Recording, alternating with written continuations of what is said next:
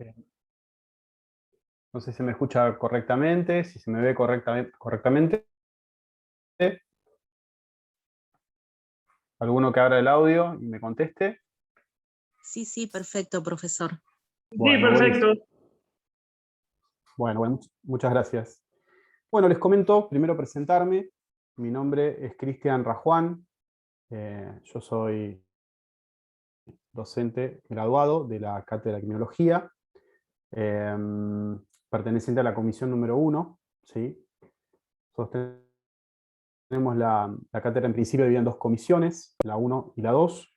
La comisión número 1 tiene horario de clase habitual para los días viernes a las 16:45 horas. ¿Bien?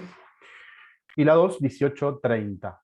Esta diferenciación entre las dos comisiones y en cuanto a la plantilla del personal docente se corresponde únicamente a los días viernes, porque los días sábados van a tener las dos comisiones clase plenaria a las 12 del mediodía. ¿Bien? Esto es una primera información que es importante que ustedes tengan. La cátedra de criminología está a cargo del profesor adjunto Gabriel Bombini. A este docente lo van a conocer los días sábados en clases plenarias, justamente. Y de las clases de los días viernes nos vamos a encargar conjuntamente con Patricia Perelló. Bien, nos vamos a dividir las unidades temáticas correspondientes a las clases de los días viernes de manera alternada perfecta. Ahora voy a hacer una aclaración en relación al cronograma. De manera alternada perfecta, viernes por medio. ¿Bien? Arrancando en el día de la fecha, con esta primera clase que está a cargo mío, que va a ser una clase introductoria, un pantallazo, un mapa de ruta de lo que es la cursada en general, ¿sí? Los contenidos que vamos a ir viendo, y un poco el comienzo de el pensamiento criminológico a nivel histórico, con un par de corrientes del pensamiento criminológico, y algunos de sus problemas epistemológicos, ¿sí? De la criminología como disciplina y sus problemas epistemológicos. Les comentaba, el cronograma tiene una inicial aclaración. Estaba previsto que comenzara con dos clases mías, la de la fecha y la del día 27, donde iba a dar otra corriente del pensamiento criminológico, y Patricia Perelló entrar recién el tercer viernes. Bueno, eso se modifica. El viernes que viene van a tener clase sincrónica con Patricia Perelló y ya la alternancia va a ser perfecta, un viernes cada uno, ¿sí? En este esquema empezamos hoy y vamos a terminar con lo que es los contenidos académicos, ¿sí? Las unidades temáticas. Vamos a terminar hacia el fin de semana del viernes 8 y el sábado 9 de octubre. ¿Sí? Ahí tendríamos que tener agotadas todas las clases con sus respectivos contenidos. Con clases días viernes y con clases plenarias días sábados. Ese fin de semana puntual, el del día 8, viernes 8 y sábado 9 de octubre, que son las últimas dos unidades temáticas, en particular la del día viernes se relaciona con la sociología del encarcelamiento, no va a tener una clase de tipo sincrónica. ¿Por qué?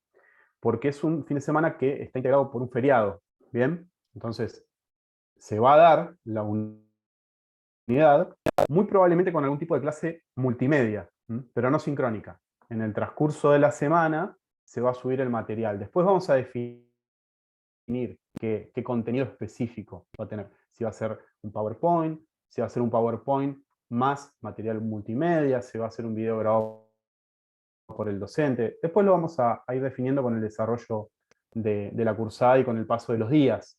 Pero tengan en claro que a priori tienen clases todos los viernes y clases todos los sábados. Las unidades temáticas de ese fin de semana en particular no van a ser sincrónicas. ¿Correcto?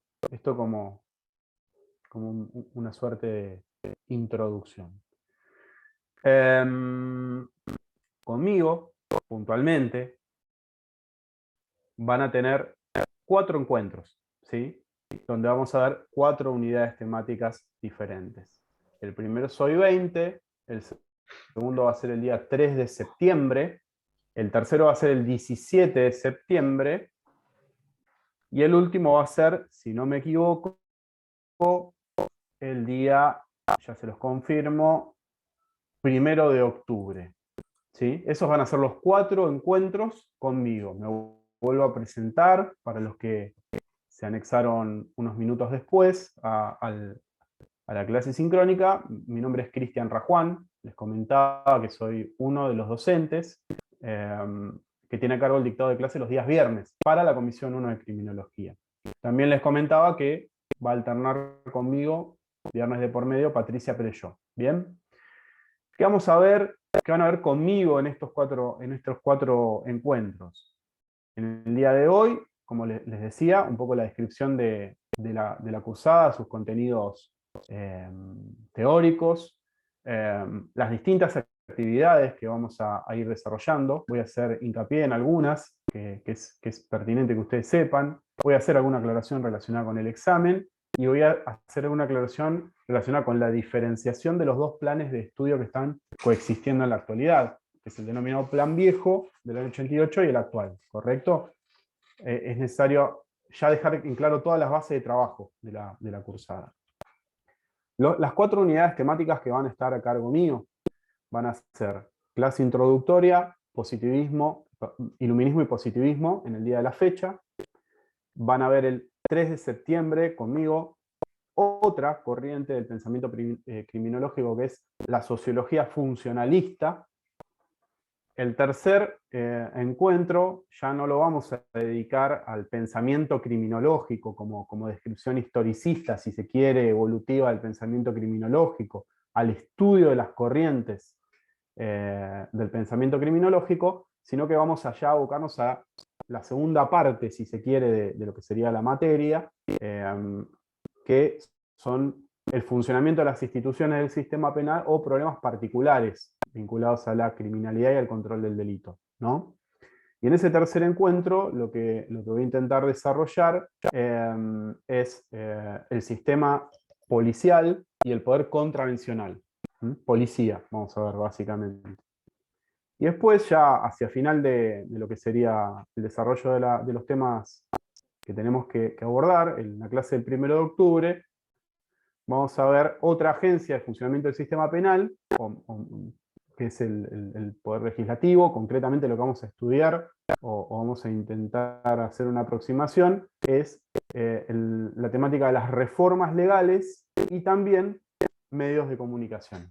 Esa va a ser mi última clase. Bien, con Patricia, con mi compañera, con Patricia Perelló, van a ver la próxima clase, el 27 de septiembre, criminalidad de Estado. Luego, viernes de por medio, van a trabajar marxismo.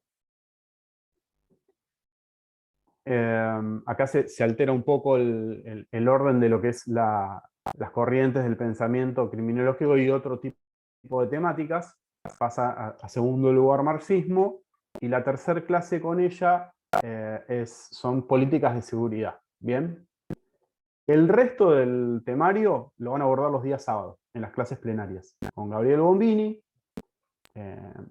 con Nadina Capiet, alguna clase creo que está a cargo de Nicolás Besone, que es docente de la Comisión 2, y con mis otros 2 compañeros de comisión, de la Comisión número 1, que dan solamente los días sábados y clases plenarias, que son Roberto Manuel y Facundo Lev. Pasando un poco en limpio, la Comisión 1 estaría compuesta por mí, por Patricia, por Roberto Manuel y por Facundo Lev. ¿Bien? Pero ellos lo van a ver solamente en 2 o 3 clases plenarias de los días sábados, donde se van a ocupar de explicar ejecución penal y sistema penal juvenil. Algunas cuestiones relevantes que ustedes tienen que saber. En mi caso particular, las 4 clases van a ser sincrónicas a través de Zoom, ¿sí? Yo no voy a dar ninguna clase multimedia. Van a ser 4 encuentros con este mismo mecanismo.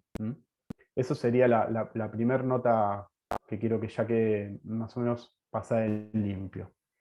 La segunda cuestión es que en general, para cada una de las unidades temáticas que yo desarrollo en clase, les he preparado algún PowerPoint, ¿sí? Como una suerte de resumen de la clase, los puntos salientes. El PowerPoint es, de alguna manera, una guía de estudio, ¿bien? Y a su vez, las 4 unidades temáticas que tengo a cargo tienen una bibliografía que es obligatoria, que también se la proporcionamos en el transcurso de la semana en que se dicta la clase respectiva. En general no son bibliografías extensas, ni son muchas tampoco, y se las vamos a poner a disposición. Puede ser un capítulo específico de algún libro, ¿sí? Algún artículo específico para una clase determinada. Pero básicamente los contenidos que ustedes tienen que conocer a la hora de enfrentar las instancias evaluativas se diversifican en esas 3 cosas. Tienen como herramienta de estudio el PowerPoint, una herramienta facilitadora, si se quiere, el contenido que se da en la clase, que es relevante, porque a veces se dicen cosas que no están en el material, o se explican de manera más simplificada cuestiones que sí están en el material, pero que tienen alguna densidad para comprenderlas con facilidad. ¿Bien? Entonces, el material sería literatura o bibliografía obligatoria, que les anticipo que no es demasiado. Se la vamos a pasar siempre de manera anticipada por PDF y la vamos a subir al campus. Y lo que se diga en la clase sincrónica. ¿Correcto? Hay una actividad que ustedes tienen que cumplimentar por fuera de la asistencia a la clase sincrónica y de la preparación, estudio de la materia a la hora de la instancia evaluativa, que son 2 o 3, después vamos a definir el número específico, controles de lectura. Esto es una actividad que ustedes tienen que necesariamente cumplimentar. Es una actividad obligatoria. ¿Qué es esto de los controles de lectura? Básicamente es vamos a establecer, a convenir y a programar día y horario, seguramente sea un día viernes, en un horario a determinar. Se va a habilitar en el campus una instancia donde les va a aparecer a ustedes, van a poder ingresar ustedes a un cuestionario. En general oscilan las 10 preguntas, ese cuestionario. Es bajo la modalidad de opción múltiple, de multiple choice, ¿sí? Y son instancias como de autoevaluación, si se quiere. Ahí ustedes van a ver preguntas que se vinculan de manera específica con contenidos ya dados con antelación, en clase sincrónica o que remiten a la bibliografía obligatoria. Esas actividades las tienen que cumplimentar necesariamente, ¿sí? Es obligatorio. Es obligatorio, pero aparte es especialmente interesante que cada uno sepa más o menos cómo viene parado en la cursada, cómo viene llevando adelante los contenidos de la cursada, ¿sí? Y sepa en ese test autoevaluativo, si se quiere, cómo está en materia de conocimientos y de comprensión de las unidades temáticas. Después en el campus vamos a desde ya avisar cuándo van a ser. Calculo que el primero va a ser en unos 15 días más o menos, cuando ya hayan visto, no sé, tengan 4 clases por lo menos encima. Va a haber un primer control de lectura de las unidades y temas dados hasta ahí, y después va a haber un segundo control de lectura. Respecto de las cursadas previas, me refiero a las últimas 2, las 2 cursadas vinculadas a esta instancia de pandemia que nos ha tocado transitar, o que nos toca transitar y vivir actualmente, se va a mantener este mecanismo, o sea, de momento no se va a volver a las clases presenciales en el claustro universitario, lamentablemente, y vamos a mantener este mecanismo virtual, ¿sí? Sincrónico pero virtual. Lo que sí es claro que sí se va a ver modificado es la instancia de evaluación. Bien, hasta el cuatrimestre previo, y por los 2 últimos bimestres, cuatrimestres que transcurrimos, la materia se vino evaluando con un examen, que ahora voy a explicar alguna cuestión que se diferencia para los dos planes de estudio, con un examen a través del campus. Ese examen a través del campus asumía la misma característica que los controles de lectura que ustedes van a tener, ¿sí? Era entrar en un momento determinado, linkearse en un momento determinado en el campus, y el campus le ofrecía 20 preguntas, divididas facetadas en 4 etapas, y se iban superando por bloques de A5, con modalidad de múltiple choice. Una puntuación para pregunta correcta, una puntuación negativa para pregunta incorrecta, y una puntuación neutra para no contesta. ¿Bien? Y un número que traducía una X cantidad de preguntas con la referencia aprobatoria mínima, que era obviamente el 4 en la nota de ustedes, pero que ese 4, más o menos todos sabemos, no equivale de ninguna manera, en ningún caso y en ninguna materia de la currícula, a conocer el 40% de la materia, ¿no? En una escala numérica 1 a 10, ya todos sabemos que el piso de aprobación no se corresponde con saber el 40% de la materia. Entonces ahí estaban las 12 preguntas correctas, más o menos, 13 preguntas correctas. Ese era el examen que teníamos hasta el cuatrimestre pasado a través del campus, y de corrección automática, aparte. Este cuatrimestre, en principio, y para mejor, el examen va a ser presencial, ¿sí? O sea, nos vamos a reunir en la facultad en determinado momento, ya veremos cómo, con qué medidas protocolares de cuidado que se van a explicitar previamente, se van a hacer todas las recomendaciones del caso, pero va a ser un examen presencial, a priori escrito, en principio escrito. ¿Qué modalidad puede tener? Después lo vamos a ir definiendo. Puede ser una modalidad quizás mixta, el examen. ¿A qué me refiero con modalidad mixta? Puede tener algún contenido de opción múltiple, como venía siendo a través del campus, y por ahí algún número pequeño de preguntas, 1 o 2 preguntas, que exijan ya no una selección de respuestas, sino la elaboración, ¿no? Y la redacción de la respuesta. Una pregunta de lo que vulgarmente denominamos a desarrollar. Eso quizás sea la modalidad de examen. Este examen del que estamos hablando, para que ustedes tengan una idea, está programado para llevarse adelante el día 15 de octubre. Nosotros estaríamos terminando con las clases asincrónicas el día sábado 9 de octubre. El 15 sería el examen en la facultad y con estas características que acabamos de hablar. Ese examen es común para los dos planes de estudio, ¿sí? ¿Cuál es la diferencia en un caso y cuál es la diferencia o qué lo distingue del otro supuesto? El plan de estudio nuevo define a la asignatura criminología como una materia de carácter obligatorio bimestral. ¿Bien? En cambio, el plan de 1988 establece que es una materia del ciclo de elección, de las optativas, ¿sí? De las que uno elige, pero bueno, obviamente una vez que la elige es parte obligatoria de la currícula, cuatrimestral, ¿sí? Esto obliga a armonizar de alguna forma un diseño bimestral con uno cuatrimestral, porque tienen extensiones diferentes, pero que tienen que tener los mismos contenidos teóricos.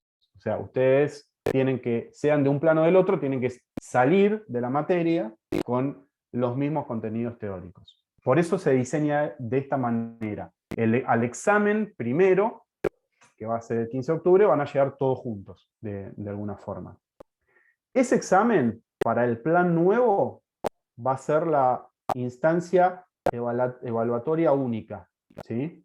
Quien en el plan nuevo supere ese examen, habrá aprobado la materia. ¿Bien?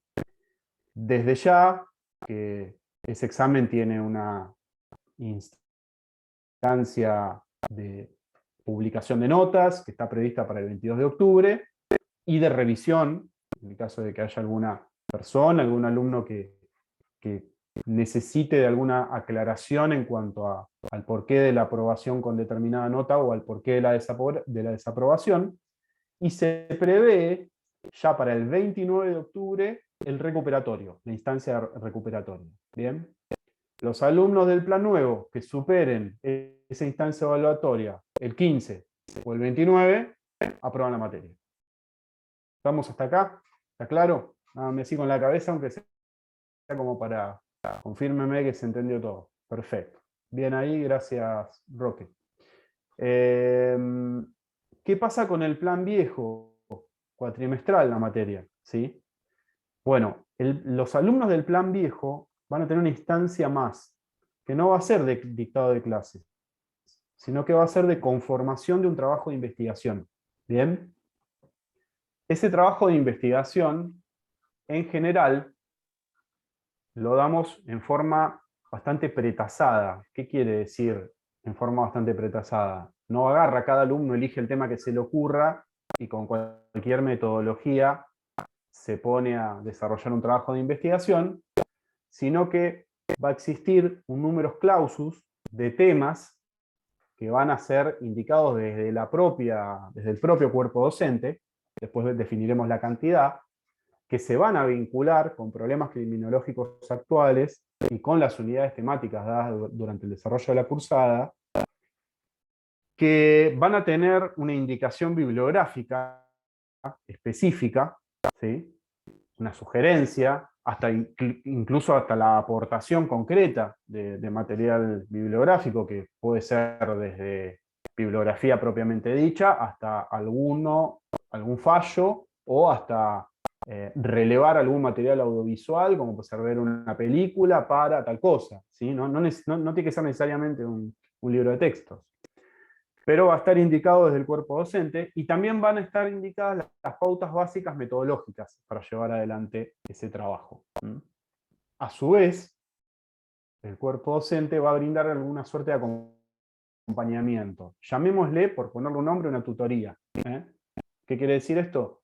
Que durante el desarrollo de ese trabajo, ustedes van a tener la posibilidad de ir entrando en contacto con nosotros o para ir mandándonos algún avance del trabajo. Son trabajos acotados, ¿sí? con límites de hojas, para que quede claro esto. Para ir mandándonos avances de ese trabajo, preguntándonos dudas, requiriéndonos el préstamo o que le hagamos llegar algún material que entiendan que necesitan, el acceso a algún material, alguna sugerencia, alguna devolución previa, y va a tener una fecha de entrega. Esa fecha de entrega del trabajo va a estar estipulada para el 12 de noviembre. Ahí ya Plan Viejo entrega su trabajo de investigación. Fíjense que hay una distancia de unos 12, 13 días hasta que uno tiene certidumbre de aquellos alumnos de Plan Viejo que tuvieron un mal paso por el examen parcial y tuvieron que ir a la instancia recuperatoria, van a tener, no obstante, un plazo de casi 15 días como para terminar este trabajo de investigación, ¿sí? Y presentarlo. Y a su vez el acompañamiento que yo les estoy describiendo de parte del cuerpo docente. El acompañamiento en general va a estar medio establecido por temática, qué sé yo. Si es un trabajo de policía, lo más probable es que ese acompañamiento lo haga yo porque soy quien da la unidad temática, ¿correcto? Si es un trabajo de medios, lo mismo. Ahora, si es un trabajo de criminalidad de Estado, y bueno, quizás lo más pertinente sea que el acompañamiento lo haga Patricia. ¿Bien? Después vamos a ir en eso también nos vamos a poner de acuerdo.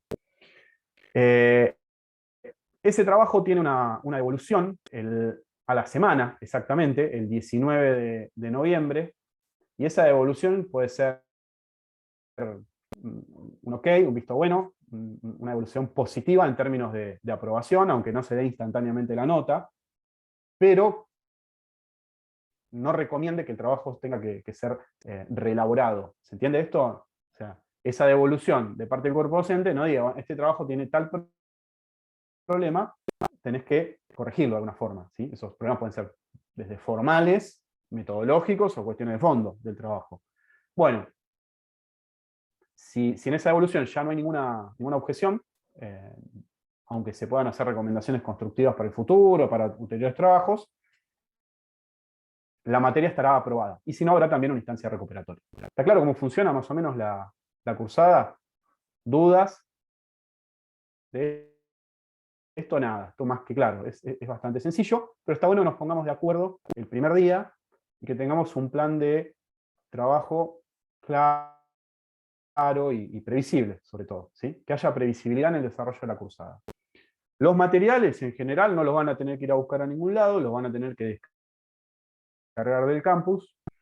Y por lo que me informaba Facundo en una charla previa al comienzo de la cursada, vamos a ver si podemos el cuaderno de lecturas que antes estaba disponible en versión papel en impresiones, directamente digitalizarlo y que esté totalmente disponible en el campus, sin perjuicio de que pueda no haber alguna lectura, pues se renueva, porque el docente que da un tema considera que hay que actualizar algo, por fuera de ese cuadernillo de lecturas, se sube de manera puntual la bibliografía específica. Estas serían las aclaraciones. Yo les pregunto si tienen alguna duda respecto del examen, respecto de la evaluación, del desarrollo de la cursada, de los controles de lectura, lo que quieran, me lo preguntan ahora. Y hacemos una vuelta de hoja y avanzamos ya a meternos un poco en la materia, a ver de qué hablamos cuando hablamos de criminología. El que quiera hablar, abre el audio y me pregunta. Bien, no hay ninguna duda. Excelente. Bueno, entonces yo sí les voy a hacer una pregunta, ¿sí? A ver, ¿quién se anima a romper un poco el hielo para darle apertura al curso? ¿Qué se piensan que vamos a estudiar acá? ¿Qué piensan que es la criminología? ¿Y a qué piensan que vamos a dedicar el tiempo los próximos 2-3 meses? ¿Mm? Abran con confianza el audio. Y sin vergüenza. Ariel tiene ganas que abrió el audio. Sí, yo en realidad creo que va un poco, en realidad se me mezcla un poco lo visto en Penal 1 y Penal 2, que tiene que ver, no sé si es con el estudio de los delitos, en realidad, sino de por qué llega el autor del delito a cometer el delito, ¿no? Ya sea un homicidio, un robo. Creo que en parte va por ese lado, pero viendo también todo lo que charlamos recién y los diferentes temas de los distintos días, me parece que es obviamente un poquito más completo. Un poco más completo. Me gusta bastante lo que acabas de decir. Hay algunas precisiones para dar al respecto, pero ¿alguno tiene alguna otra idea? ¿Algo diferente? ¿Algo complementario?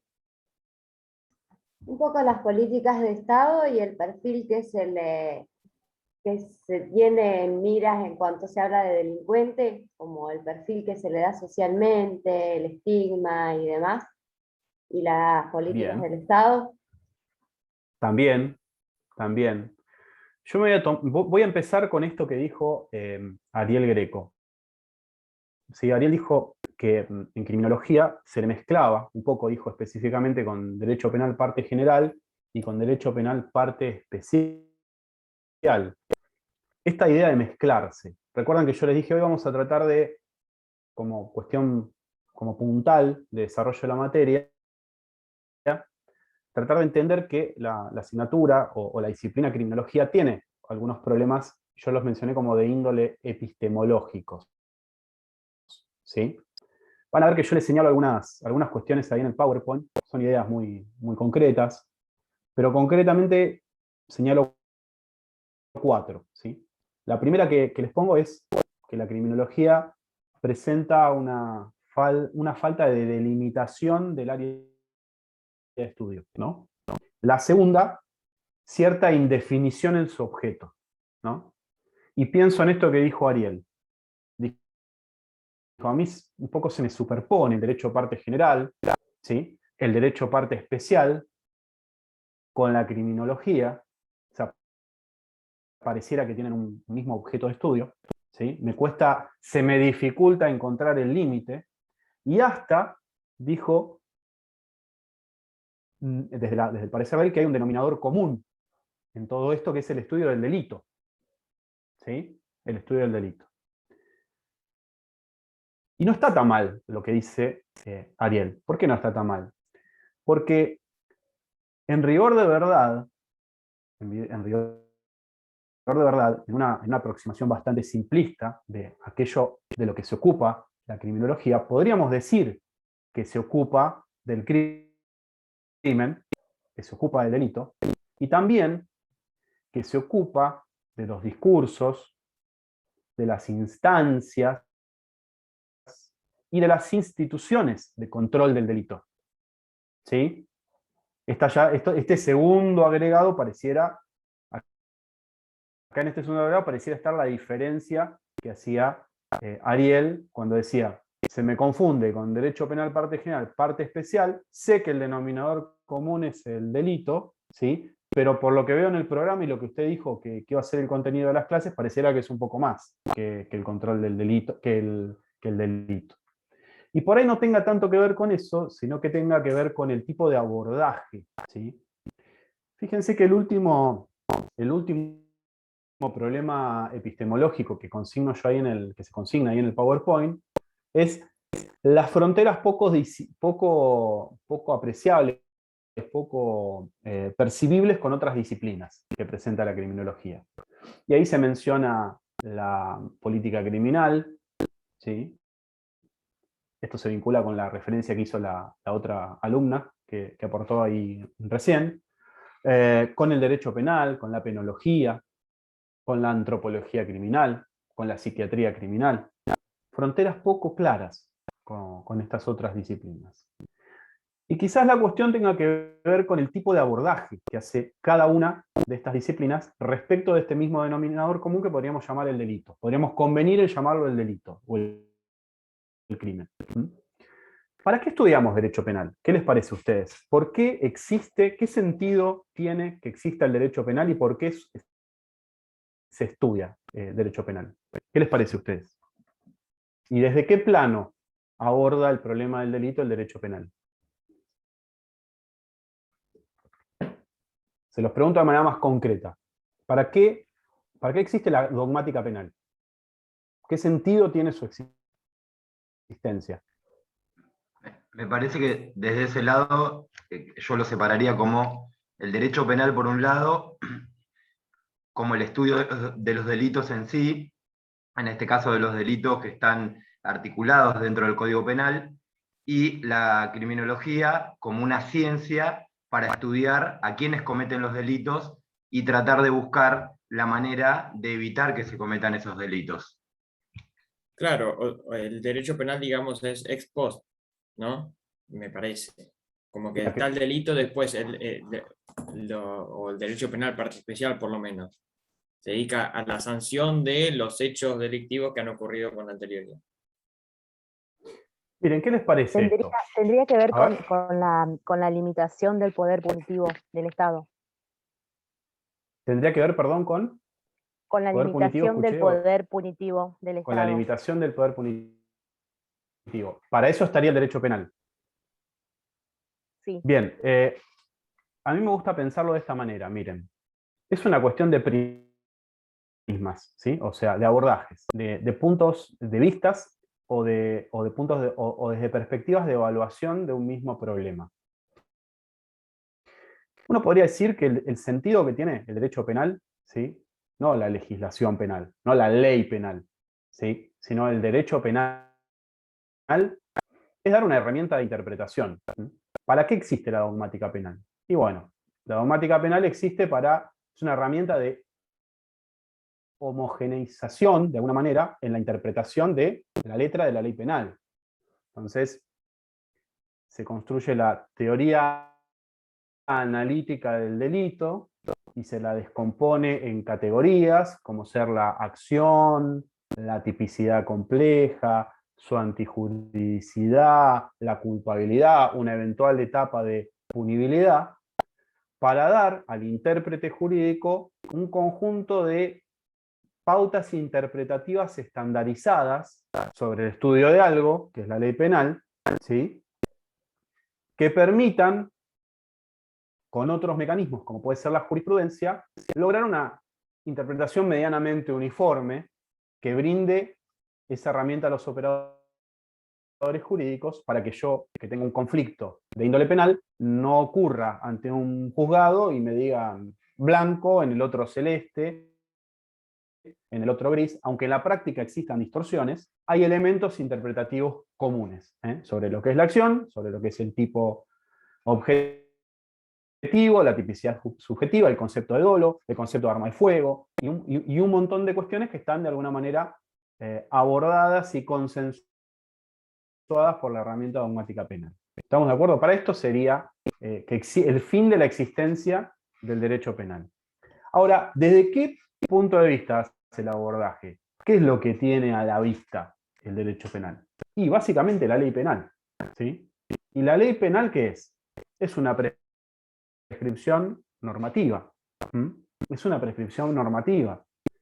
Es algo abstracto que nos habla y nos informa desde el campo del deber ser, no desde el campo del ser. ¿Desde qué punto de vista mira el derecho penal al delito, o la dogmática penal al delito? Desde las abstracciones, desde el plano del deber ser. Desde cómo dice la ley deben ser o no deben ser las cosas, o desde las previsiones que pretenden inspirar o reprimir determinados comportamientos en las personas. Ese es el punto de vista de las ciencias jurídicas sobre el ente delito, el objeto de conocimiento delito. ¿Se entiende esto?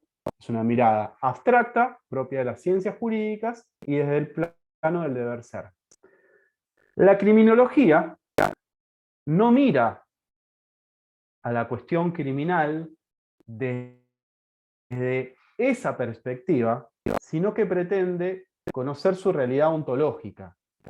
Cuando habla de delito, pretende saber qué es el delito, por qué se comete un determinado tipo de delitos, si hay razones causales vinculadas al autor, al entramado social, a determinadas relaciones de poder. Quiere saber qué agencias se encargan del control del delito, de la definición de una conducta social como prohibida y categorizada como delito, ¿sí? Quiere saber cómo es el funcionamiento real, qué discursos, qué formación tienen las agencias del sistema penal. Me refiero a las agencias del orden, como pueden ser las policías, las agencias que intervienen en etapa ejecutiva, como el servicio penitenciario, cuál es su formación ideológica, qué tipo de trato ofrecen a los delincuentes, cómo es el cumplimiento de la pena desde el punto de vista real, ¿sí? Cómo son los centros penitenciarios, qué tipo de tratamiento dispensan los operadores del sistema jurídico a las víctimas, cuánto delito hay en determinado contexto, de qué tipo, a quiénes afecta, qué respuestas reciben los acusados de los delitos. Entonces, pretende conocer el delito y las agencias que intervienen en el control del delito desde su realidad ontológica, ¿sí? Desde el plano del ser. El plano del ser, propio de las ciencias sociales, y no del plano del deber ser, como es el abordaje que hace el jurista, ¿sí? El operario del derecho. Es un saber que focaliza en una misma cuestión, pero desde otro punto de vista. ¿Está claro esto?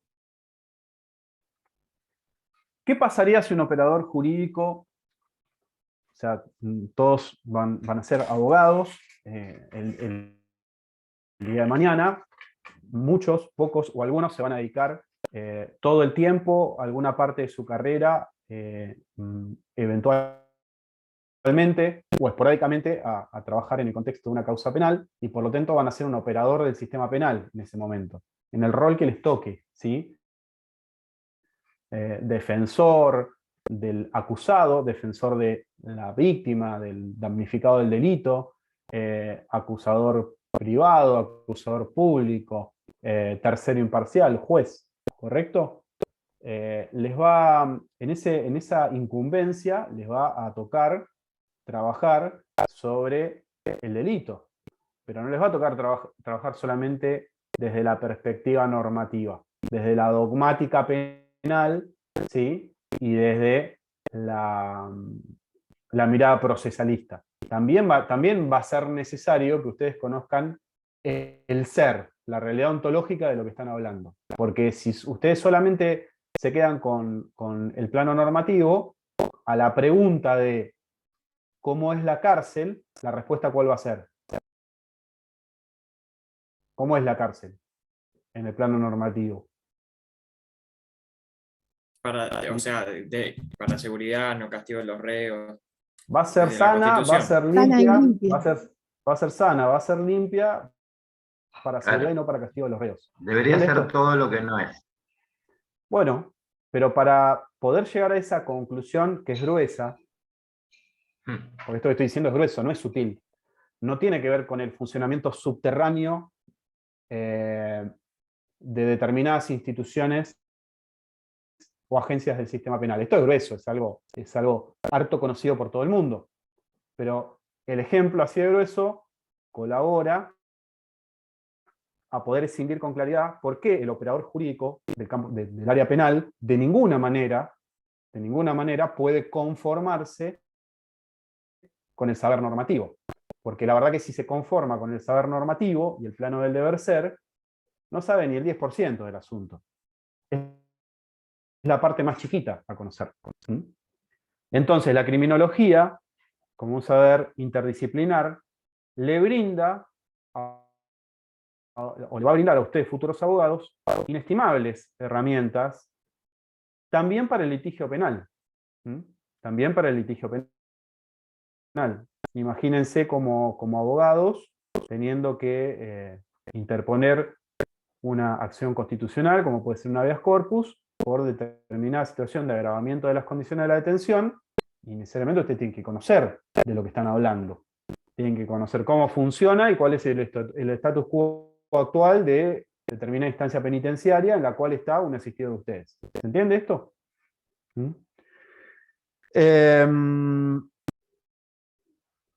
Este es el punto de partida. Establecer esto.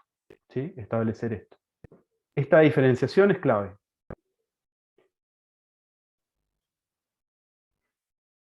¿Cómo se va a estructurar el dictado de la cursada? Un poco yo les anticipé. Vamos a tener una primera parte donde lo que vamos a estudiar son 3 dimensiones diferentes del pensamiento criminológico. La primera dimensión es la de las causas. La segunda dimensión es la de las definiciones. Y la tercera es la dimensión del poder, que se corresponden con determinados paradigmas. ¿Sí? Pensemos el pensamiento criminológico de manera de desarrollo histórico, donde existen una sucesión de paradigmas que van modificando la perspectiva, la mirada de la disciplina, o de la criminología como disciplina misma. ¿Sí? Entonces, el paradigma asociado a la dimensión de las causas va a ser el etiológico. Después vamos a definir un poquito de qué se trata. El paradigma de las definiciones, la dimensión de las definiciones va a estar más vinculado al paradigma de la reacción social. ¿Sí? La criminología, desde este ser, no del deber ser, sino esta mirada realista y ontológica, de conocer el delito, el crimen como hecho social, con sus connotaciones cualitativas y cuantitativas, si hay causas o no, la persona del autor y las instancias de control del delito en su realidad cotidiana y diaria. También va a cambiar la focalización a lo largo del desarrollo del pensamiento criminológico. ¿Sí? Cómo focaliza o sobre qué focaliza su mirada. Tengan presente esto. Básicamente se podría explicar todo el desarrollo del pensamiento criminológico en estas 3 dimensiones o 3 paradigmas, y más o menos tratar de relacionar cada problema criminológico contemporáneo, o tratar de explicarlo, ¿sí? Desde alguna corriente del pensamiento criminológico, a su vez imbuida en uno de estos paradigmas que yo les acabo de mencionar. Vamos a empezar a desarrollar las 2 primeras corrientes que se vinculan un poco con el nacimiento, con el origen de la criminología como disciplina autónoma. Cuestión también un poco discutida, ¿sí? Sobre la que existen más de una idea al respecto, ¿sí? Básicamente lo que se suele decir es que la criminología como disciplina tiene su origen hacia fines del siglo XVIII, principios del siglo XIX, en las ideas de una serie de autores que podrían ser categorizados como el pensamiento ilustrado o la corriente iluminista, entre los cuales podemos mencionar a Jeremy Bentham como una referencia en Gran Bretaña. Podemos mencionar a Ludwig Feuerbach como una referencia en Alemania de este pensamiento, y quizás al más célebre de estos autores de la corriente iluminista, que es César de Beccaria, ¿sí? Que tiene una obra que se llama De los delitos y de las penas, que se remonta al año 1764, pero que básicamente es un compendio basal de todas las ideas que inspiran de manera actual los modelos de derecho penal liberal, ¿sí? Por contraposición a esta idea, se suele decir que el origen de la criminología es un poco más tardío, que recién se encuentra a finales del siglo XIX, principios del siglo XX, en el pensamiento criminológico de la escuela positiva, del positivismo.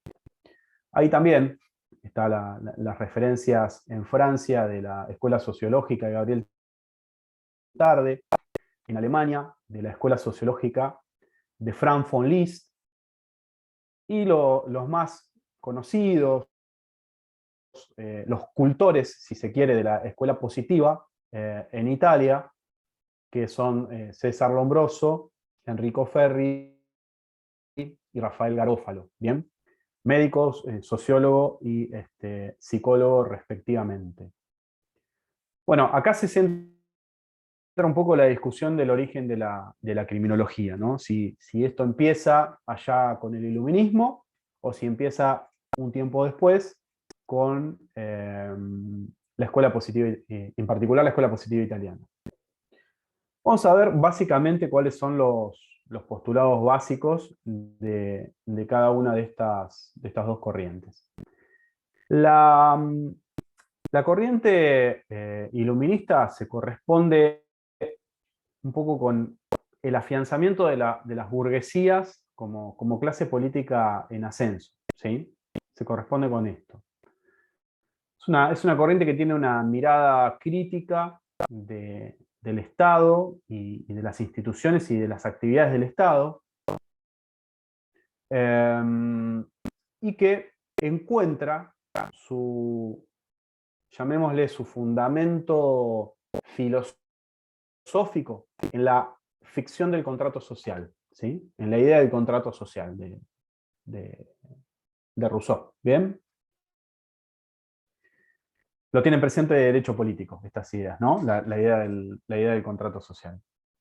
A ver, ¿qué recuerdan de esto? Básicamente, ¿qué decían Locke, Rousseau, Hobbes? ¿Qué idea trasunta detrás del contrato social? Básicamente, en lenguaje claro. ¿Qué es esta ficción del contrato? El poder del Estado, el poder otorgado al Estado mediante un contrato tácito entre la sociedad y... Entre los individuos que venían de un Estado Claro. original, fundamental, y que hacen alguna serie de sesiones, ¿sí? Para garantizar la paz, ¿sí? Y de esa manera tener como contrapartida el goce pacífico de sus libertades, ¿correcto? Claro, Bien. serían, o sea, Nada, nada. No, pero dale, Roque, tranquilo. ¿Qué querías decir? Claro, aportando lo que dijo la compañera, que serían como teorías que intentan explicar el poder del Estado, pero en base a un acuerdo social Exactamente. en general. Es un poco, si se quiere, esta idea del contrato social es el origen mismo de la filosofía política y de los estados liberales de derecho como los conocemos actualmente, ¿no? Pero para vincularlo con el iluminismo, el instrumento teórico o la herramienta filosófica a la que acude el iluminismo para dar sus explicaciones en torno a la criminalidad se vincula con la idea del contrato social, ¿sí? Básicamente, acá sale el primer dato de contraste con el positivismo, que es la otra corriente que vamos a ver hoy, y el primer concepto fundamental relacionado a la corriente iluminista, que es la idea del hombre libre, o mejor dicho, la idea del hombre no determinado o la de libre albedrío en general. ¿Sí? El delito, la acción criminal explicada por el iluminismo desde la perspectiva del contrato, no es otra cosa que una violación a ese pacto, una infracción a la legalidad, una infracción al contrato. ¿Se entiende? Llevada a cabo ¿por quién? Por un hombre libre, que elige, ¿sí? Elige infraccionar ese pacto social. Esta idea es muy importante que ustedes la asienten claramente. La segunda nota esencial en la corriente en la corriente iluminista es que este tercero al cual se le ceden determinadas prerrogativas para que, una vez cedidas, se garantice la paz y el uso pacífico de las restantes libertades que conservan los individuos, es un tercero racional, o sea, no opera frente a una infracción de manera ilógica, desordenada o desproporcionada, sino que frente a la infracción al contrato, que vendría a ser el delito, la respuesta del Estado tiene una pauta de legalidad respecto de la cual subyace la idea de proporcionalidad. ¿Sí? O sea, en palabras claras, la respuesta al delito es una pena proporcionada, no desproporcionada. Legal y proporcionada. ¿Sí? Esta es una segunda idea. Ya tenemos la primera idea del elector libre, el hombre libre de decidir. La segunda, la de la pena legal y proporcionada. Otra tercera idea central en la corriente iluminista es la función informativa y de seguridad jurídica inherente no ya a la pena, sino a la ley penal misma. ¿Sí? La ley penal en la mirada iluminista es una ley que cumple o satisface respecto de la ciudadanía una función informativa, ¿sí? Y de seguridad jurídica. Aparte de una función limitativa o de restricción. Pensemos en un tipo penal. Elijamos, para ir a lo más próximo, ¿no? La figura del homicidio, del artículo 79 de nuestro Código Penal, que básicamente, palabras más, palabras menos, sanciona con 8 a 25 años de prisión o reclusión al que matare a otro. ¿Bien? Ese es el enunciado del artículo 79. Ahora, ¿qué espera el legislador? ¿Cuál es la idea del legislador al sancionar ese tipo penal? ¿Qué pretende que suceda a partir de la sanción de ese tipo penal? ¿Qué les parece a ustedes? Puede ¿Qué ser conductas? que funcione como antecedente o precedente para que la sociedad también vea que si hace determinada conducta va a sufrir tal castigo. ¿Vos hablas del tipo penal o de un caso puntual donde una persona es castigada?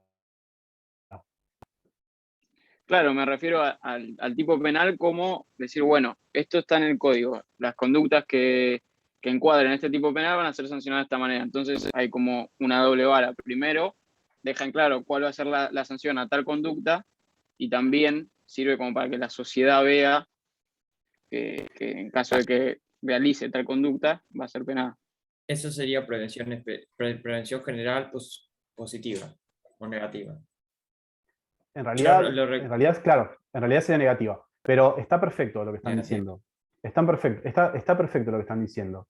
Básicamente lo que persigue el derecho penal o la sanción de ese tipo penal en particular, la norma dimanante del precepto legal de al que matare a otro, la norma es no mates, ¿sí? O sea, la orden del derecho, la motivación que pretende el legislador con el establecimiento de ese tipo legal es que no se mate, ¿sí? La conducta esperada es no matar, básicamente. Entonces tiene una función de motivación el derecho.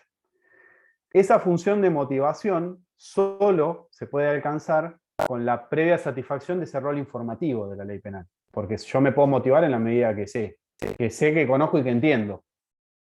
En el sistema continental nuestro, esta función de seguridad, esta función acotante, restrictiva, de correcta delimitación, y esta función informativa, se dan tres caracteres que son los que regularmente se reputan de la ley penal.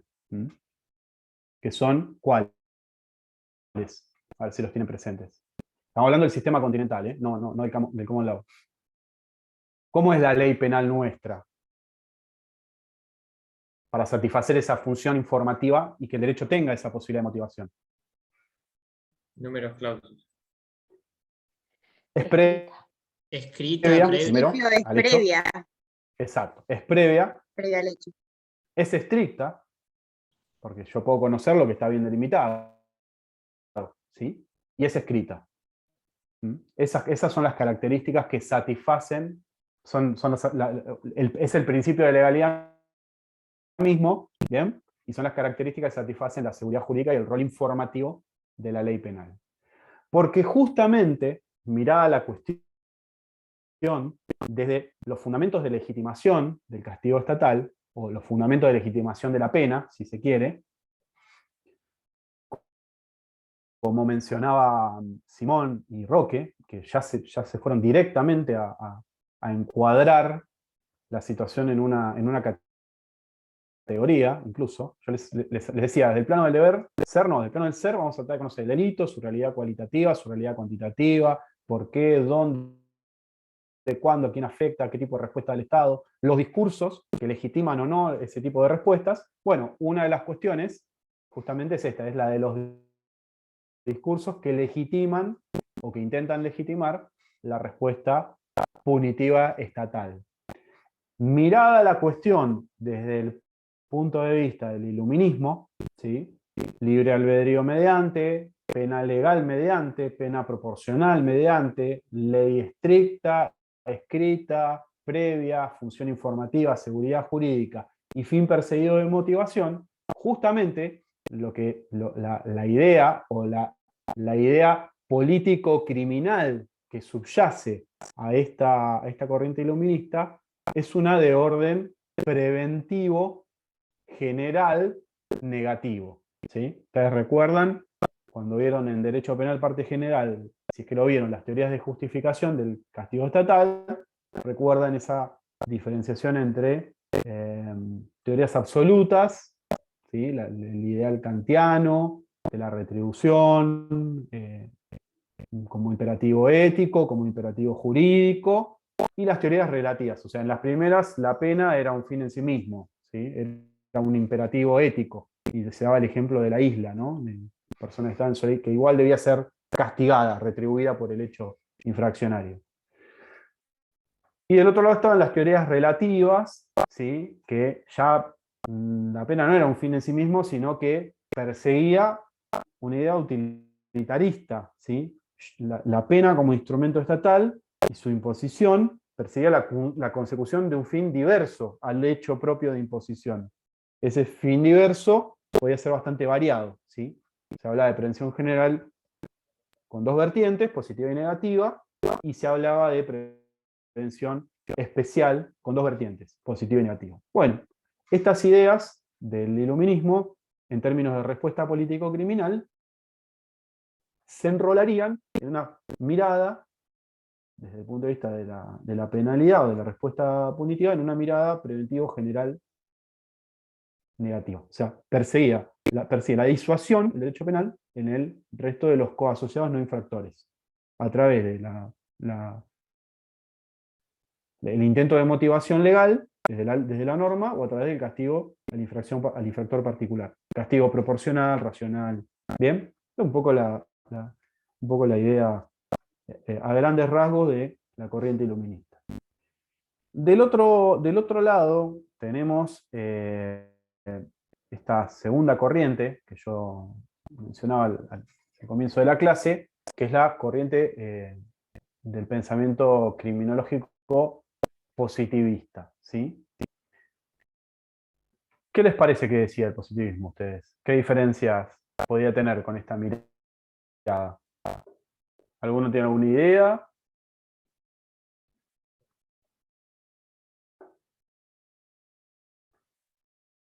Bueno, la primera diferencia esencial que tiene el positivismo con el iluminismo es la mirada del delito, ¿sí? Mientras en el iluminismo es una infracción decidida libremente por un individuo capaz y no determinado, y que por lo tanto merecedor de una respuesta legal y proporcionada. En el caso del positivismo, el delito aparecía como una manifestación, ¿sí? Una conducta anormal y una manifestación de un sujeto patológico, ¿sí? Y determinado. ¿Qué quiere decir determinado? Determinado por algunos condicionamientos a la realización de conductas de índole delictivo. Esta es la primera diferenciación gruesa entre una corriente y la otra.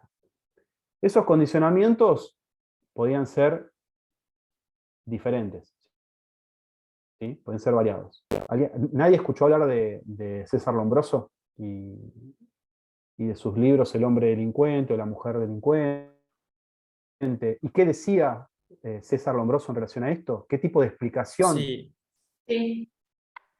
era Sí, que, daba que leía características las características físicas. raciales, claro. Eso, Sí. la teoría de la Y ambrosiana. así determinaba al ser delincuente ideal al que había que cazar. Y Bien. Claro, así, porque las Daba- cejas así era así, la las orejas política. más Daba unas grandes. explicaciones, exactamente, sí, se había dedicado especialmente al estudio de determinadas formas específicas en la conformación craneal de los individuos, Sí, pero era que observaba a los delincuentes y como que realizó una tabla de, bueno, esto es lo que más se da. Son todos orejones y lo determinaba así en el libro y lo compartí. Y así salió la edición para todos. exactamente. Bueno, en el caso de Lombroso, las explicaciones eran de índole, una segunda cuestión que es importante decir, porque determina el encuadramiento de la corriente en la primera de las dimensiones, o en el primero de los paradigmas que yo les mencioné. Identificaba las causas del crimen en determinada anomalía de índole biológico o antropológico del autor. ¿Sí? O sea, el homicida era homicida porque adolecía de alguna circunstancia de índole anormal y patológica en la conformación craneal, por ejemplo. Después había explicaciones complementarias, ¿sí? En particular, esas explicaciones complementarias, siempre desde el punto de vista de lo anormal y de lo patológico, la daban Garofalo y Ferri, que atendían respectivamente cuestiones de psicopatologías en el primer caso y de cuestiones ya de índole social o ambientales, ¿sí? En el supuesto de Ferri, como determinantes, como condicionantes. En términos de incorporación de causas, ¿no? para delinquir. Bueno, esta cuestión se vincula específicamente con la inclusión de la corriente positivista en, en el primero de los paradigmas que mencionamos, o la dimensión de la dimensión de las causas, que es el paradigma etiológico, ¿sí? Que es aquel que explica o que tiene una mirada de la criminología como disciplina destinada a explicar las causas del delito, ¿sí? Reconoce el delito como un fenómeno causal, ¿no? Y destina sus esfuerzos a identificar las causas del delito. Este sería el primero de los paradigmas que nos va a acompañar, no es excluyente del positivismo, sino que nos va a acompañar con en las sucesivas clases con alguna otra corriente más, hasta que se verifica ya el cambio de la dimensión hacia el paradigma de la reacción social o el paradigma de las definiciones, donde ingresamos recién con la corriente del interaccionismo simbólico, ¿sí? El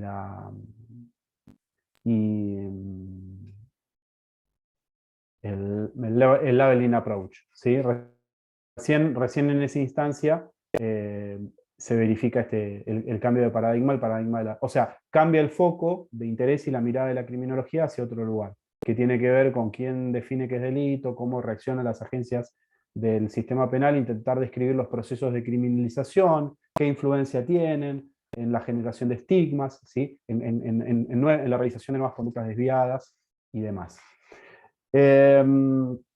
Entonces decimos, en el positivismo partimos de una concepción de un sujeto anormal y peligroso. La idea de peligrosidad es otro concepto central para el positivismo, porque se va a vincular, va a ser de alguna manera la medida de proporcionalidad a la respuesta estatal frente a la conducta, ¿sí? O sea, la intervención va a tener el sentido básicamente de enervar peligrosidad para el positivismo, ¿sí? Mientras que la medida en el iluminismo dijimos que ¿cuál era? La medida de la respuesta. Proporcionada. La proporcionalidad con la gravedad del injusto. En la lógica misma motivadora del iluminismo, la idea de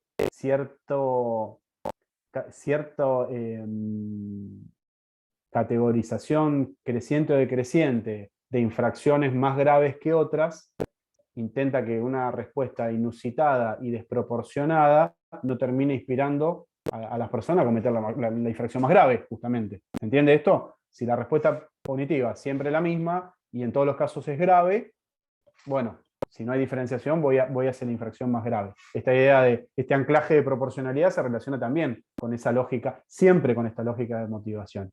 En el positivismo no está esta clave de proporcionalidad. No está la clave de proporcionalidad. Porque el delito, como ente patológico o como manifestación de una personalidad patológica, la respuesta estatal aparece como la respuesta estatal aparece para enervar la peligrosidad del autor y eventualmente como el tratamiento, si se quiere. La pena es como un tratamiento respecto de esta manifestación de personalidad. Esta idea de la pena como tratamiento se vincula nuevamente, o se puede, si se quiere acá, encontrar nuevamente el origen, por decirlo de alguna manera, de otro fundamento. O sea, fíjense, nos vamos sirviendo corriente del pensamiento criminológico y siempre las vamos a tratar de vincular o establecer un puente con respuestas político-criminales, ¿no? O sea, cuando se da una explicación del delito y de la respuesta estatal, en general, estas elaboraciones tienden a justificar, de alguna manera, ese tipo de intervención del Estado. Y si si el delito para el positivismo es una manifestación de una personalidad patológica y es una enfermedad, en definitiva, ¿sí? La pena es esta pena que aparece como, si se quiere, el tratamiento respecto a esa enfermedad. Este tipo de respuestas, ¿qué va a perseguir? ¿Cuál va a ser la finalidad de su imposición? O sea, curarlo. Lo que- curarlo, rehabilitarlo. Claro. ¿no? Atención especial positiva sería. Exactamente, readaptarlo,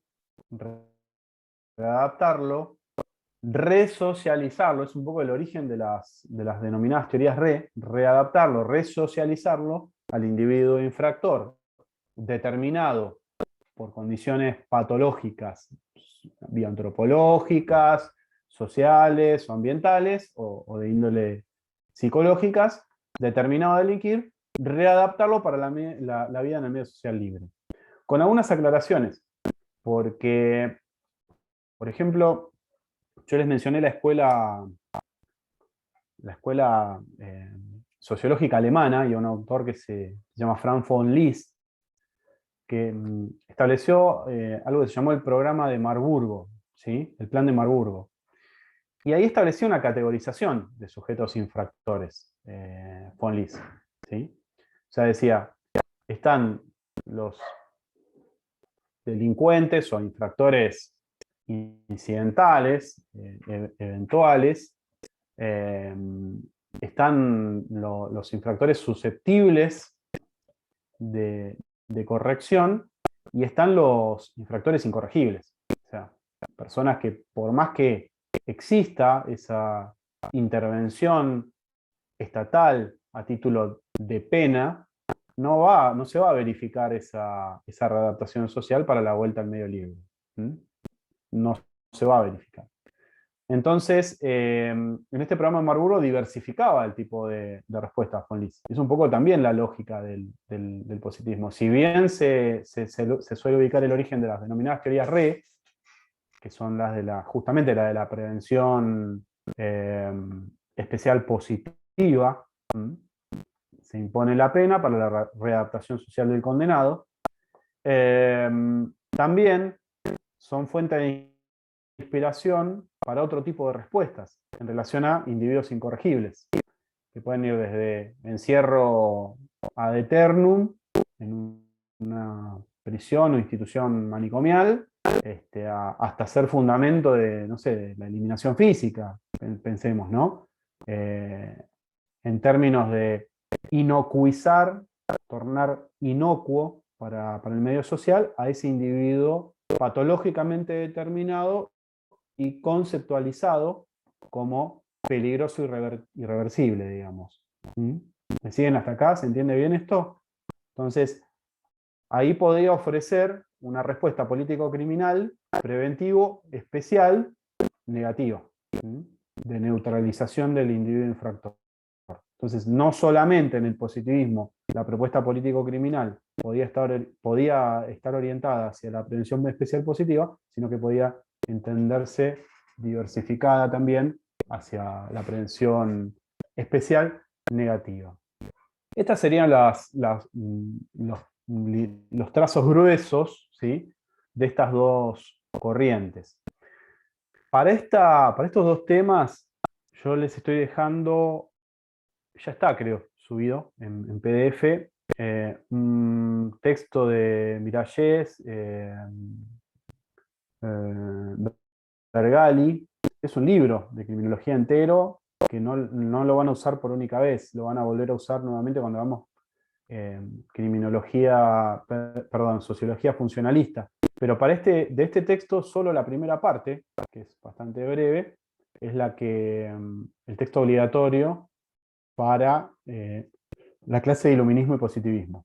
También hace remisiones a los problemas epistemológicos. El texto trabaja la cuestión de las fuentes, la cuestión de los problemas epistemológicos de la criminología, y después ya se mete de lleno al positivismo y al iluminismo. El recorrido que sigue de la cursada va a ser en la siguiente clase que tengan conmigo. Vamos a ver la criminología funcionalista a título de pequeño adelanto. Es un posicionamiento que sigue compartiendo algunos datos con el positivismo, en lo particular con la pertenencia a un mismo paradigma, ¿sí? A la dimensión de las causas, al paradigma etiológico. Bueno, ahí vamos a ver toda una serie de autores, la clase que viene. nos vamos a centrar Durkheim, en Émile Durkheim, que es un sociólogo francés. Vamos a ver un sociólogo americano que se llama Robert Merton. Vamos a estudiar las teorías del aprendizaje criminal y un autor que se llama Edwin Sutherland, que estudia el delito de cuello blanco.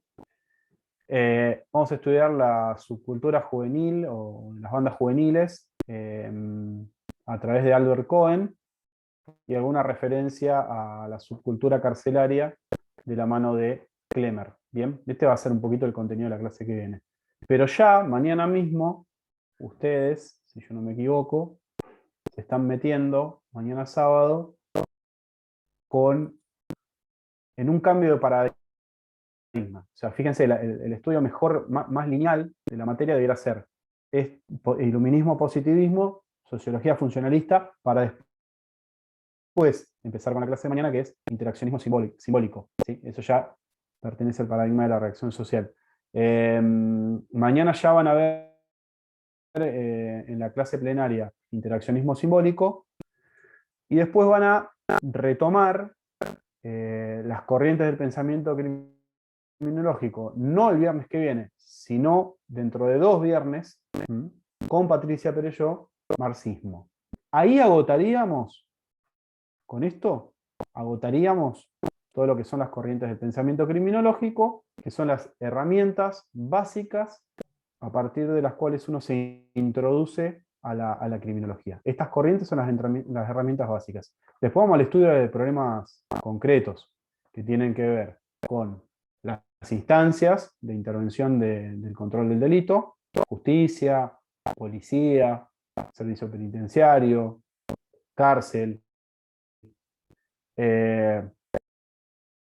instancias de creación de ley penal, ¿sí? Poder legislativo, y problemas concretos, ¿sí? de los cuales se encarga la criminología, como puede ser política de drogas, género,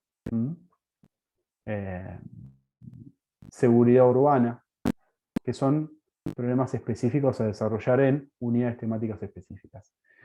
Con esto cerraríamos esta clase introductoria. Me interesa saber, abrir una instancia de diálogo para que se saquen dudas, preguntas, y no sea, como lamentablemente fue, una suerte de monólogo. En lo ulterior está bueno que a mitad de clase abramos un diálogo de 5 o 10 minutos para sacar conclusiones y algún intercambio y ver que los temas van de alguna manera calando. Los escucho, ¿alguna duda, alguna cuestión que tenga que ver con las corrientes o con el diseño curricular de la materia directamente? Lo que quieran me preguntan ahora.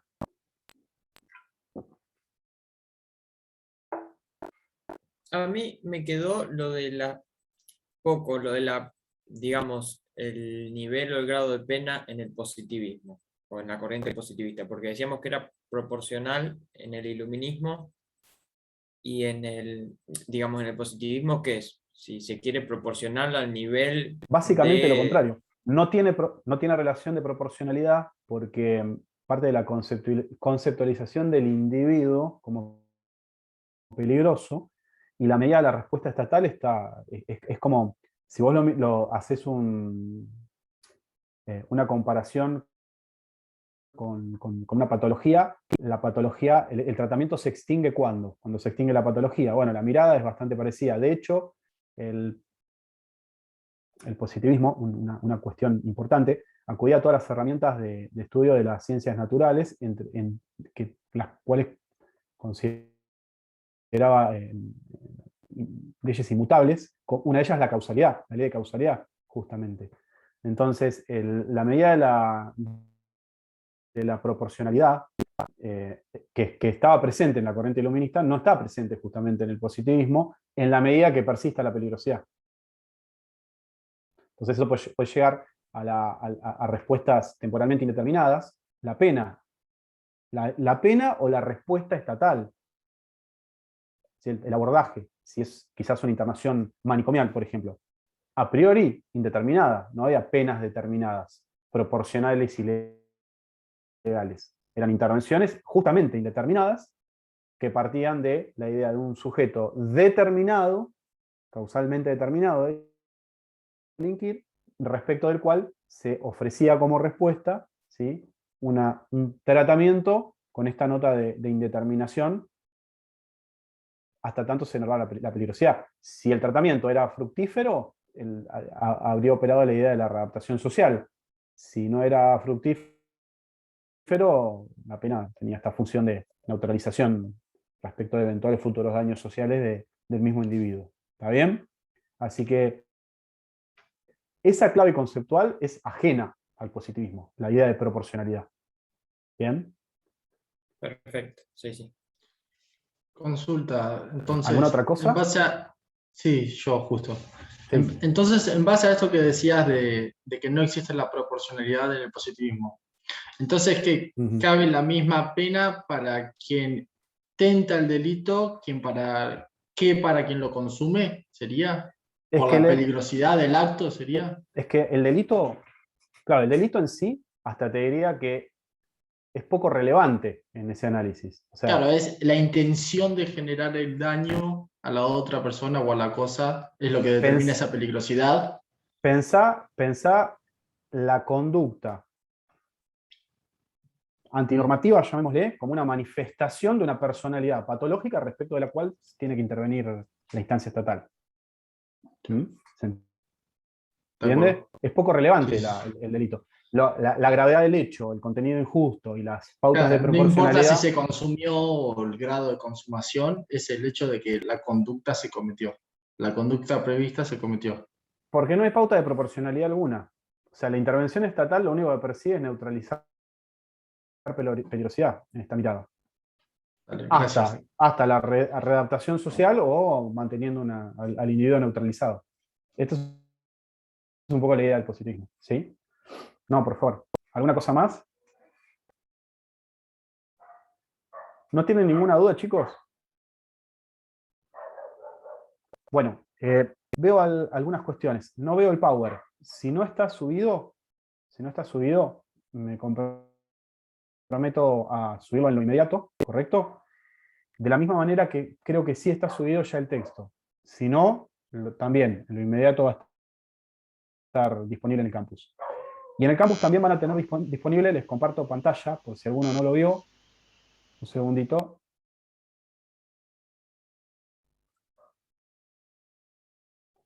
Esto, no sé si lo logran ver, confírmenme. Sí, se ve. Se ve bien. Bueno, ese es el cronograma que lo tienen, exactamente, lo tienen ya subido al campus. La única variación que tiene esto es que el día 27 no voy a dar yo Sociología del Delito y Funcionalismo, sino que esa clase pasa el 3 de septiembre y el 27 de agosto viene Patricia en clase sincrónica a dar Criminalidad de Estado. Esa es la única diferencia. Eso ya lo tienen disponible en el campus. Les dejo también, o sea, cualquier duda o dificultad que tengan con los temas que a mí me conciernen, me pueden escribir a través del campus, con el sistema este de mensajería del campus, y eso me lo reporta el correo electrónico, y yo les trato en la medida de lo posible de despejar la cuestión que se presentara. Y de todas maneras, para los que no manejan también el campus o entran menos, les dejo un correo electrónico que es CJ Rajuan, como mi apellido, C de Cristian, J de Javier, RAJUAN, @hotmail.com. Bueno, ahí me pueden mandar un mail si tienen alguna dificultad con el temario, con la clase puntual, con falta de bibliografía, con algo que no pueden descargar, y en la medida que podamos, y lo más rápido posible, los vamos a tratar de asistir para superar la dificultad que se presente. Ahí ponen que en el campus se ve perfecto el Power, o sea que eso ya lo tienen. La semana que viene no, la otra les voy a estar subiendo la clase el PowerPoint de Sociología Funcionalista, y la bibliografía obligatoria es del mismo libro, la parte que sigue, digamos, cuando aborda a los autores que le mencioné, que son Durkheim, Merton y demás. Bueno, si no tienen más dudas, les mando un saludo grande y nos estaríamos viendo en 15 días. Sí. Yo, Cristian, Decime. así como hicieron esta semana de que publican el contenido que van a dar durante los días, por ejemplo, el Power, y que aclararon las hojas para leer del libro, lo van a ir haciendo todas las semanas, ¿verdad? En lo que concierne a mis clases. Eso lo hiciste vos trabajo porque era justo tu automatizado. semana. Sí. No, pero en general. De acuerdo. No, en general lo vamos a hacer eso, O sea, ya Dale, genial. para la semana Está que viene bueno, va a haber una. está bueno para el que quiere llegar. A veces uno no llega a leerlo, pero está bueno hacerlo. Está Gracias. bueno, el Power es algo de lectura súper, son 5 Sí, pero minutos. estuvo bueno. Yo le pegué una ojeada antes de la clase porque no llegué a leerlo bien, pero con una ojeada ya llegas con una idea a la clase. Claro, Sí. está muy bien eso. Y tiene los puntos salientes, cosas que vos después te va a servir, después te va a servir a la hora del examen. Presten atención a esto. El examen quizás tenga alguna pregunta de desarrollo, ¿está bien? Es muy probable que la tenga. Entonces, exige compenetrarse, las preguntas le tocan compenetrarse bastante con los temas, no alcanza, como aparece el multiple choice, intuitivamente voy a hacer lo que considero la respuesta correcta, ¿sí? Las preguntas de desarrollo hay que contestar consignas y ya tiene otra lógica. Entonces, el PowerPoint es útil para introducirse a la clase y para después tener como un itinerario de cosas que no pueden faltar, porque si están ahí por algo es porque son relevantes, ¿sí? Es porque son relevantes a la hora del estudio de la materia. Pero no se agota ahí. Está la clase y están los intercambios de la clase para sacar dudas y hay que ir a la bibliografía, porque también va a haber alguna pregunta de la bibliografía que no esté específicamente en el PowerPoint. No se vayan a conformar con un PowerPoint porque es un error capital a la hora de la evaluación. ¿Correcto? En general vamos a subir el material, lo tenemos bastante predispuesto, no creo que haya problema con eso. La semana que viene la van a conocer a Patricia, los que no la conozcan desde ya, y ella les va a explicar qué clases, si da las 3 clases sincrónicas o alguna le da contenido audiovisual, o sea, graba la clase y se las pone disponible para que la vean, y después al final de la clase se conecta a Zoom y abre una instancia de intercambio, que también está interesante. Está muy bueno también lo que hace Patricia. Lo va a ir aclarando caso a caso cada docente. En mi caso van a ser las 4 sincrónicas, porque me gusta más esta modalidad. Y para lo demás ya les dejo el PowerPoint y la bibliografía. ¿Alguna cosa más, chicos? Todo claro, seguimos en contacto. Cualquier cosa que precisen, cuentan conmigo. Les mando un abrazo grande, buen fin de semana. Muchas gracias. Igualmente, muchas Nos vemos. gracias. Profe, gracias. Chau. Que anden bien.